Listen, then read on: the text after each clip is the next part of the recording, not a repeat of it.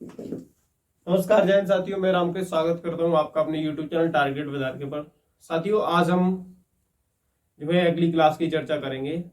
हम लोग प्रायद्वीपीय भारत का पठार पढ़ रहे हैं और प्रायद्वीपीय भारत के पठार में हमने जो है लगभग आप लोगों को अरावली श्रेणी और अरावली श्रेणी के बाद मालवा प्लेट्यू के बारे में चर्चा कर ली थी। आज की क्लास में हम चर्चा करेंगे बुंदेलखंड का पठार, सतपुड़ा श्रेणी, बघेलखंड का पठार, छोटा नागपुर का पठार, मेघालय शिलोंग का पठार, इन सारी चीजों की चर्चा करेंगे। उसके बाद हम आगे चलेंगे जो दक्कन का प्रायद्वीप है, जिसमें कि सतपुड़ा श्रेणी के बारे में हम चर्चा करते हैं उसकी।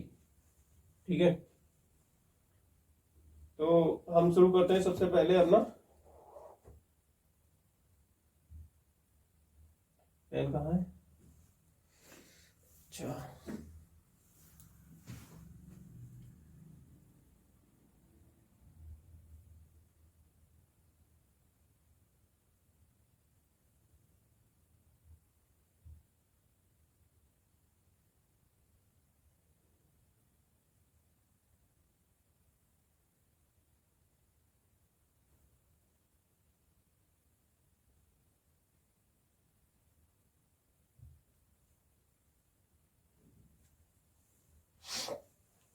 चलिए आज हम बुंदेलखंड के पठार और बघेलखंड के पठार के बारे में चर्चा करेंगे। जैसा कि मैंने आप लोगों को मैदान पिछली क्लास में दिखा दिया था कि ये बुंदेलखंड का पठार आपका कहाँ पर है बेटा।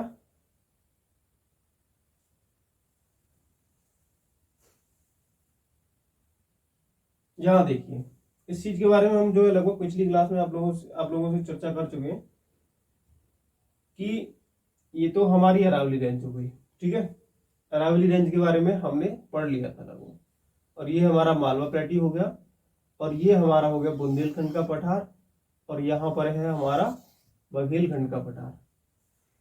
क्या ये हमारी जो रेंज है वो अरावली है, और ये हमारा मालवा का पठार है।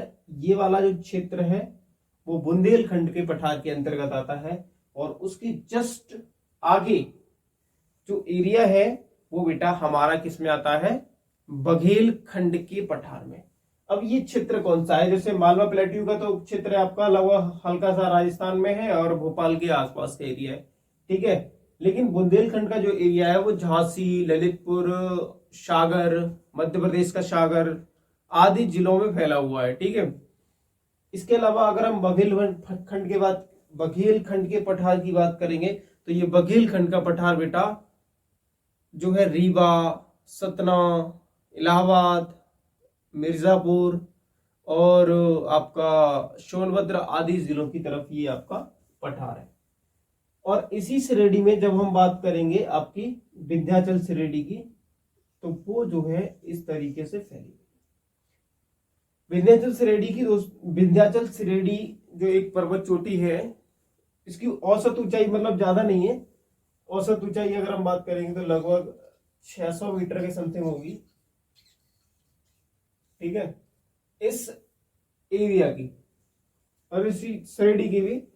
तो आप लोग देख रहे होंगे ये अरावली श्रेणी है, ये मालवा का पठार है, और ये मैं इसको अलग अलग से ड्रॉ कर देता हूं। ठीक है, तो आपको क्लियर हो जाएगा।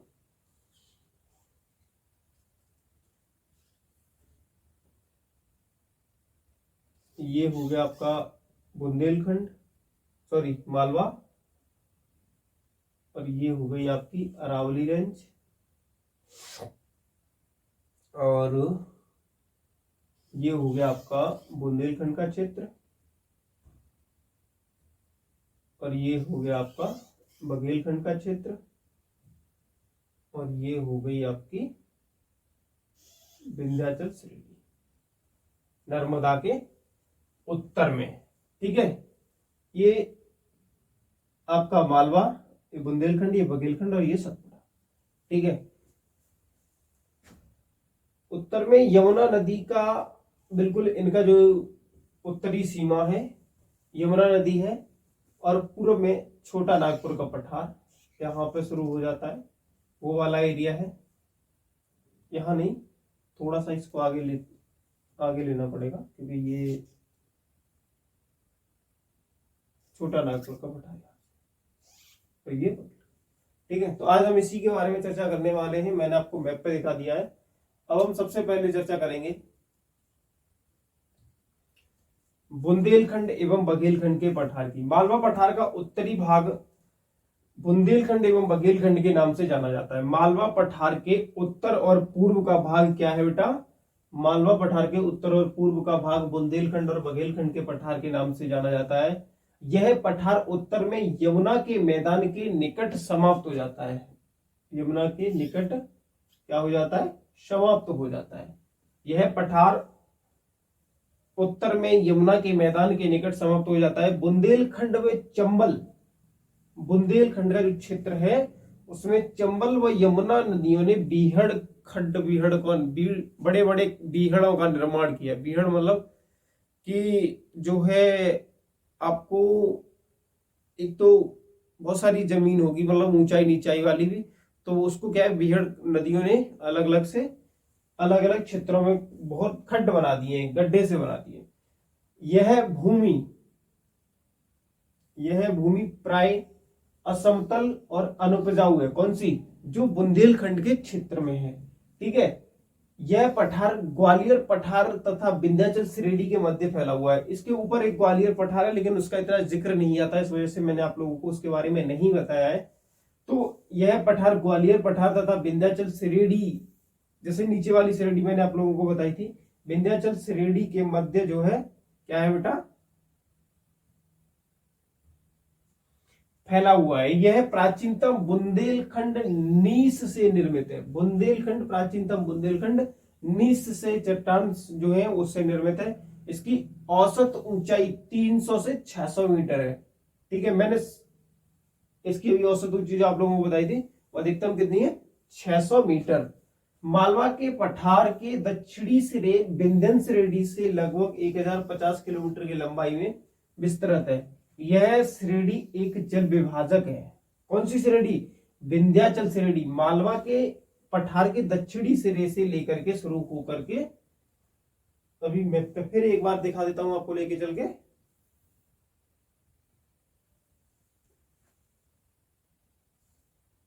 यहां देखिए, मालवा पठार के दक्षिणी सिरे से शुरू होकर, ये मालवा पठार का दक्षिणी सिरा है, यहां से शुरू होकर 1050 किलोमीटर की लंबाई में फैली हुई क्या है? ये श्रेणी है जो कि जल विभाजक है। किस तरीके की है बेटा? जल विभाजक। जल विभाजक का मतलब क्या है? अब इस चीज को थोड़ा सा हमें यहां समझना है। जल विभाजक मतलब ये श्रेणी कौन सी? आपकी विंध्याचल श्रेणी है, मान लीजिए। ठीक है। इसके दक्षिण में नर्मदा नदी बहती है। कौन सी नदी? नर्मदा नदी।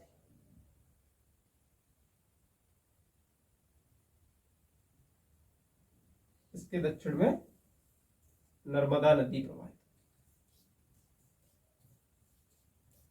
ठीक है। जो कि अरब सागर में गिर रही है। इसके उत्तर में आपकी चंबल नदी। कौन सी? चंबल, सिंध, केन, बेतवा, ठीक है, और सिप्रा, ये नदियां प्रवाहित होकर उत्तर दिशा की तरफ जा रही है। ये नदियां चंबल, सिंध, केन, बेतवा, सिप्रा, ये नदियां प्रवाहित होकर के कहां जा रही हैं बेटा?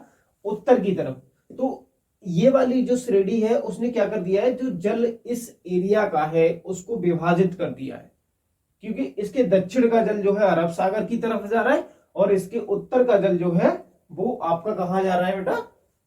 उत्तर दिशा में। क्लियर है? इसलिए हमने यानी ये श्रेणी को क्या कहा है? यह है यानी कौन सी? जो विंध्याचल श्रेणी है आपकी क्या है? जल विभाजक है। ठीक है। उसी में हमने जो है लगभग आप लोगों को बघेलखंड के पठार की चर्चा की थी, बता दिया था। उसके बारे में इतना ही जान लो आप लोग, बहुत है, ज्यादा पूछा नहीं जाता एक्चुअली वहां से। ठीक है। अब अगली क्लास में हम आज चर्चा करेंगे अभी छोटा नागपुर के पठार की। किसकी? छोटा नागपुर का पठार।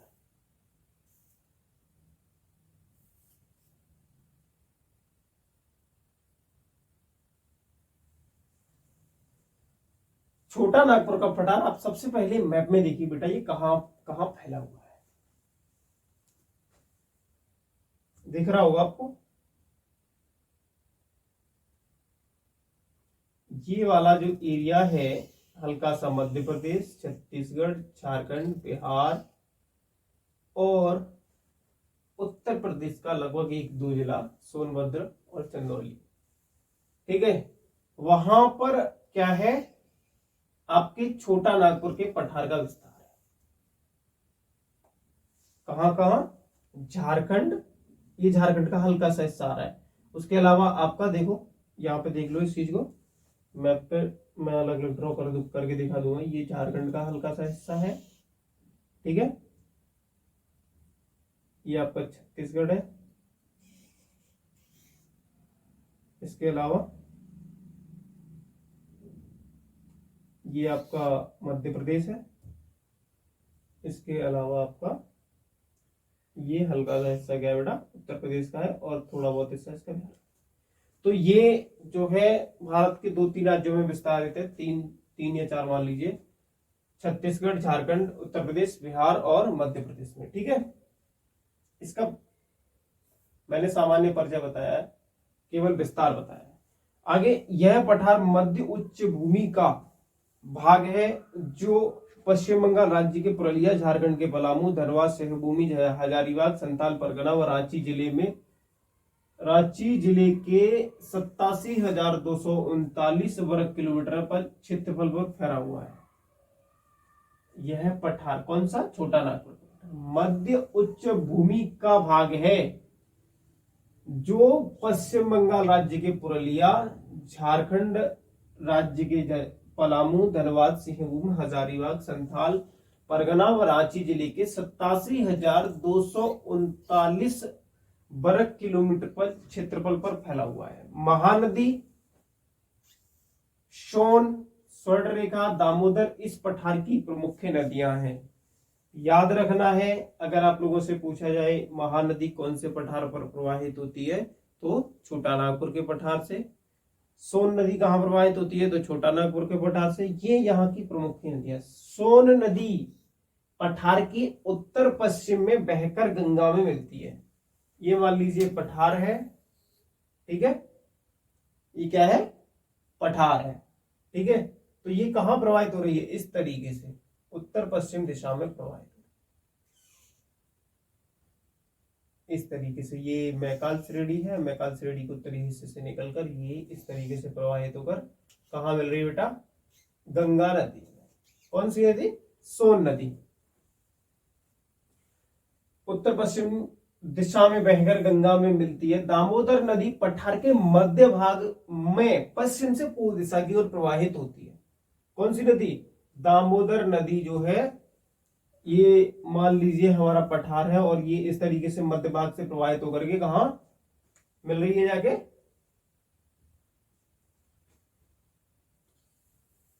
पूर्व दिशा की ओर प्रवाहित होती है। महानदी इसकी दक्षिणी सीमा बनाती है, किसकी, छोटा नागपुर के पठार के बिल्कुल दक्षिणी सीमा में बहती है तथा दक्षिण पूर्व दिशा में प्रवाहित होती है। राजमहल पहाड़ियां इस पठार की उत्तरी सीमा बनाती है। कौन से पठार की, छोटा नागपुर के पठार की सबसे उत्तरी सीमा कौन सी है, राजमहल की सीमा, राजमहल की पहाड़ियां।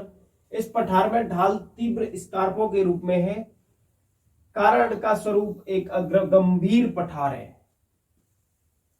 कौन सा पठार है ये, अग्र गंभीर पठार के रूप में भी फैला हुआ है। इसका स्वरूप अगर हम कहेंगे अग्र गंभीर पठार है, ठीक है। यह पठार कई भागों में बटा हुआ है। दामोदर नदी के उत्तर में अनेक पठार व पहाड़ियों का समूह मिलता है। इसमें हजारीबाग का पठार, कोंडरमा का पठार शामिल है।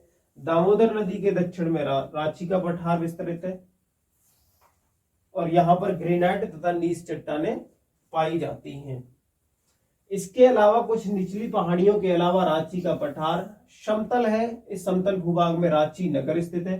रांची के पठार पर ही रांची नगर, इस नगर से नदियां चारों दिशा में प्रवाहित होती हैं। दामोदर घाटी एक भ्रंश के रूप में बहती है और यह गोंडवाना काल के भारी निक्षेप रखती है। यह पठार खनिज पदार्थों की दृष्टि से धनी है, इसलिए इसे क्या कहा जाता है, भारत का रूर प्रदेश। भारत का रूर प्रदेश कौन है, भारत का रूर प्रदेश कौन सा है, छोटा नागपुर का पठार। अब रूर का क्या अर्थ है? ये बेटा रूर एक जर्मनी में स्थान है जो खनिज संपदा की दृष्टि से संपन्न है, इसलिए हमने छोटा नागपुर के पठार को भी क्या कहा है? भारत का रूर। क्लियर है?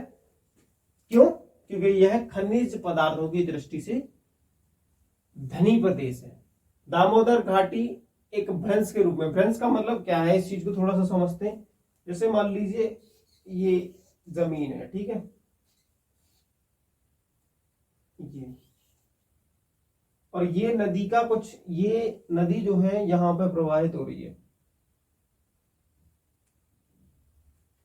इस एरिया में, ठीक है, प्रवाहित हो रही है। अब ऐसा क्यों हो रहा है? ये वाला जो हिस्सा था किसी कारण से जो है जमीन में धंस गया। क्या हो गया? जमीन में धंस गया। ठीक है,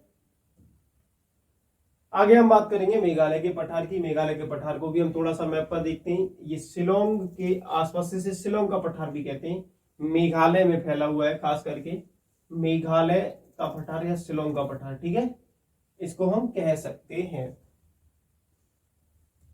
चलिए, मेघालय पठार प्रायद्वीपीय पठार का बहिर शाही अर्थात उत्तरी पूर्वी अग्रभाग है, यानी ये आपके प्रायद्वीपीय पठार का बिल्कुल उत्तरी हिस्सा है, उत्तर पूर्वी हिस्सा है। ठीक है, इसे शिलोंग पठार की संज्ञा भी दी गई है या इसे शिलोंग पठार भी कहते हैं।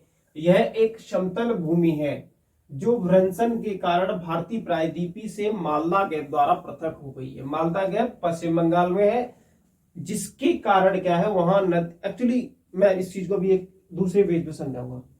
मालदा गैप द्वारा पृथक हो गई है। इसका क्षेत्रफल 35,291 वर्ग किलोमीटर और औसत ऊंचाई 610 मीटर से 1830 मीटर के मध्य है। इस पठार के पश्चिमी सिरे पर गारो की पहाड़ियां, मध्यवर्ती भाग में खासी और जैंतिया तथा पूर्वी भाग में मिकिर की पहाड़ियां स्थित हैं।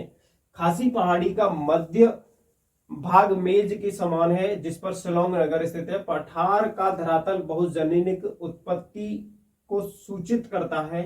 मेघालय के पठार पर कैम्ब्रियन पूर्व की ग्रेनाइट, नीस और ग्रेनलोइट आदि शैलें मिलती हैं, जिनके ऊपर टर्शियरी शैलें बिछी हुई हैं। शिलांग शिखर 1965 इस क्षेत्र का उच्चतम क्या है? शिखर है, शिलोंग चोटी।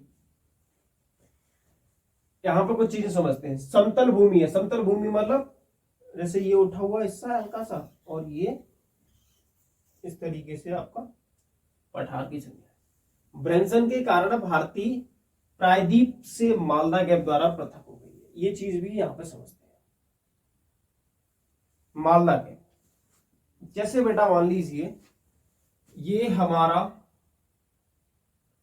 यहां से मैं शुरू करता हूं एक बार।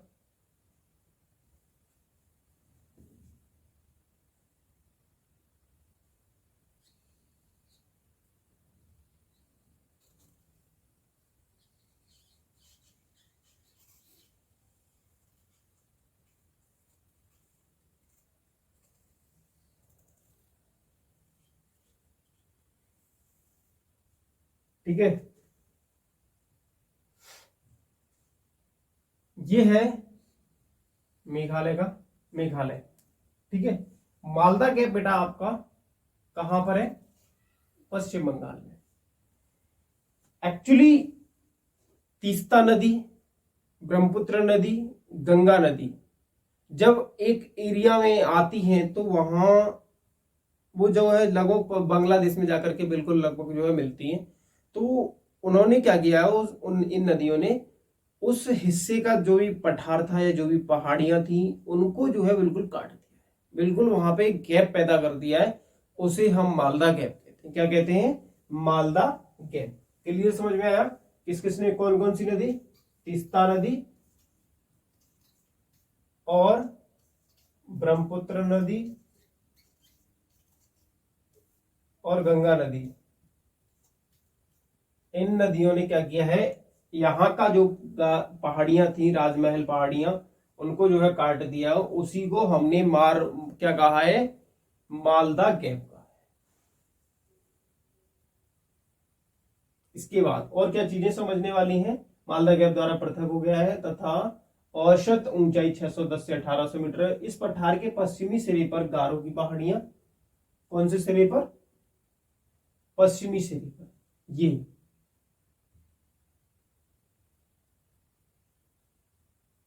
पश्चिमी सिरे, ये जो है क्या है? गारो की पहाड़ियां। इसके अलावा क्या बताया है देखो, पश्चिमी सिरे पर गारो की पहाड़ियां तथा मध्यवर्ती भाग में खासी जयंतिया, पूर्वी भाग में मिकिर और रेंगवा। मध्यवर्ती यहां पर गारो खासी जयंतिया और यहां पर मिकिर और रेंगमा पहाड़ी।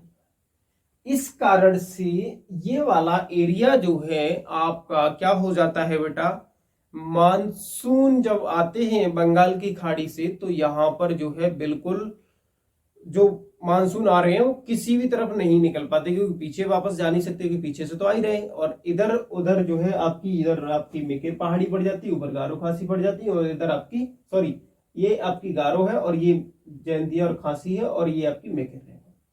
तो ये पहाड़ियां जब पड़ जाती हैं तो इस वजह से जो है ये क्या होता है आपका, यहीं पर दुनिया की सबसे अधिक बारिश का। क्लियर हुआ? आगे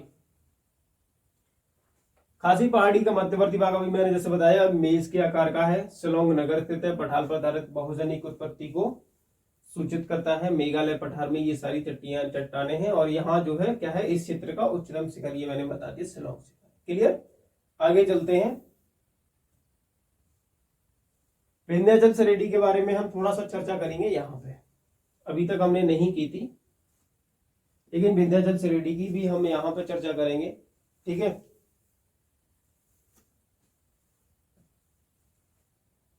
ये बेटा यहां मैंने आप लोगों को बताया था, ये है विंध्याचल श्रेणी। ठीक है, थोड़ी बहुत है, कई कई चोटियों की छोटी औसत ऊंचाई तो वही लगभग अधिकतम 600 मीटर है, अधिकतम 600 मीटर। इसके पूर्व में जैसे मान लो ये है और ये है, ठीक है, सबसे पूर्वी हिस्से को हम कैमूर श्रेणी कहते हैं। क्या कहते हैं? पूर्वी हिस्से को हम कैमूर श्रेणी के नाम से जानते हैं। इस चीज को ध्यान रखना, पूछा जा सकता है कि कैमूर श्रेणी किस जो है, या कैमूर श्रेणी किस पर्वतमाला का विस्तार है, तो ये आपका विंध्याचल का। इसके अलावा ये भारनेड, इसको हम बोलते हैं, क्या बोलते हैं? भारनेड। तो भारनेड किसका हिस्सा है? आपके बिल्कुल विंध्याचल श्रेणी का। क्लियर है? तो ये कैमूर श्रेणी और भारनेड श्रेणी जो है किसका हिस्सा है? आपके विंध्याचल पर्वत का। ये मैंने आपको यहाँ पे थोड़ा बहुत बताया। इसके बाद हम आगे चलते हैं बेटा, अब हम पढ़ेंगे, ये यहाँ पे देख लीजिए आपका विंध्याचल श्रेणी का कुछ हिस्सा दिख रहा होगा आपको, मैं इमेज के रूप में यहाँ पे बनाया है। ये विंध्याचल श्रेणी जमीन से ज्यादा ऊंचाई नहीं है, जमीन से कुछ ऊंचा हिस्सा उठा और ये फैल गया फिर उसका नीचे, तो ये समतल लगभग लगभग अधिकतम 600 औसत ऊंचाई है। चलिए अब हम बात करेंगे सतपुड़ा श्रेणी। मैप में दिखा चुके हैं, ये है आपकी सतपुड़ा श्रेणी। कौन सी? इसको मिटा देते हैं। ये वाली आपकी रेंज जो है वो कौन सी है? सतपुड़ा रेंज। कौन सी बेटा? ये वाला एरिया।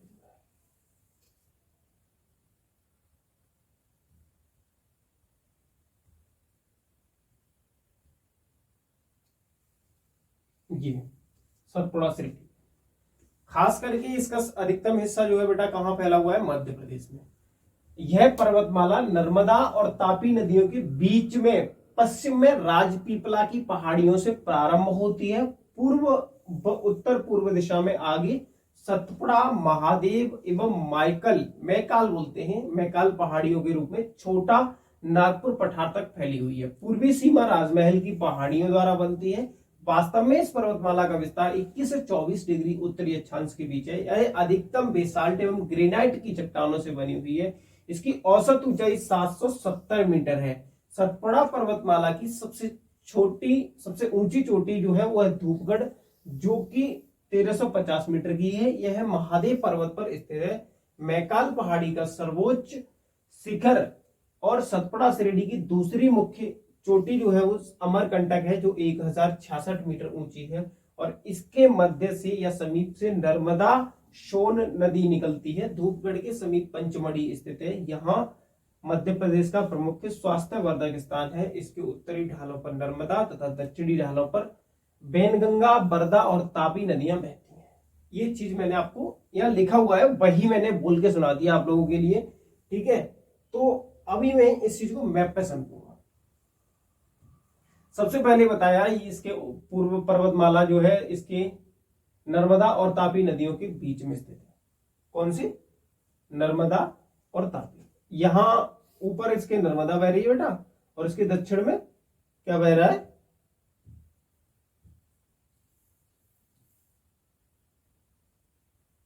कौन सी नदी है दक्षिण में? ये मान लीजिए नर्मदा है, और ये आपकी तापी। इसके अलावा यहां पर जो एरिया है वो आपका क्या है? छोटा नागपुर का पठार, और ये राजपीपला की पहाड़ियां हैं, ठीक है। इसके अलावा बेटा यहां पे बताया गया है कि इसके पूर्व में राजपीपला की पहाड़ियां, सॉरी वहां नहीं है,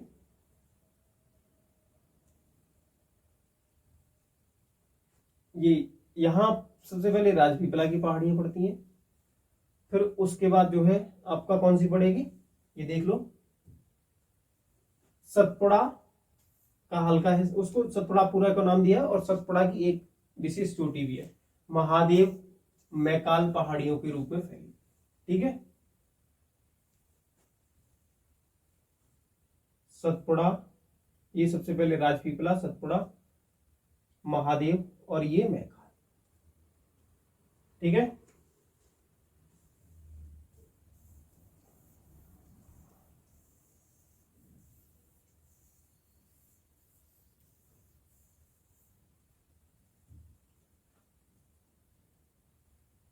सबसे पहले कौन सी है? राजपीपला,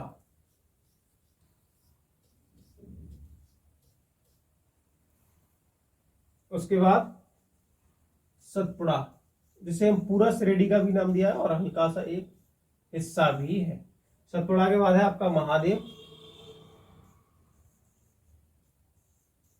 और उसके बाद है आपका मैकाल, ठीक है। अब महादेव पर ही क्या है? यहां की सबसे ऊंची चोटी है। कहां की? सतपुड़ा श्रेणी की सबसे ऊंची चोटी है धूपगढ़। कौन सी है बेटा? धूपगढ़। धूपगढ़ क्या है? सतपुड़ा श्रेणी की सबसे ऊंची चोटी है धूपगढ़, जो 1350 मीटर है। कौन से पर्वत पर है? महादेव पर्वत पर, ठीक है, अभी बताया, 1350 मीटर। इसके बाद इसकी महादेव पर्वत पर स्थित है। मैकाल पहाड़ी का सर्वोच्च शिखर, कौन सी पहाड़ी का? सबसे जो आगे है, सबसे जो आगे है, यानी ये वाला हिस्सा, ये है मैकाल, और इसका सबसे ऊंचा शिखर है मैकाल का अमरकंटक। अमरकंटक, और यहीं से बेटा आपकी कौन सी नदी निकलती है? नर्मदा नदी निकलती है। इसके पश्चिम से, पूर्व से निकलती है आपकी महानदी, और उत्तर से निकलती है आपकी सोन नदी। कौन सी नदी? सोन नदी। इसके ढाला जैसे मैंने ये बताया, नर्मदा, सोन और महानदी भी लगभग यहीं से निकलती है। धूपगढ़ आपका कहां है? देखो, धूपगढ़ के समीप एक स्थान है, धूपगढ़ के समीप पंचमढ़ी स्थित है। एक काफी फेमस स्थान है, स्वास्थ्यवर्धक मतलब तो यही, लेकिन पर्यटक स्थल है। कौन सा पर्यटक स्थल है? धूपगढ़, पंचमढ़ी, ठीक है। यह मध्य प्रदेश का प्रमुख स्वास्थ्यवर्धक स्थान है। इसके उत्तरी ढालों पर नर्मदा तथा दक्षिणी ढालों पर वैनगंगा, वर्धा और तापी नदियां बहती हैं। ये चीजें मैं आपको जो है पिछली क्लास में बता,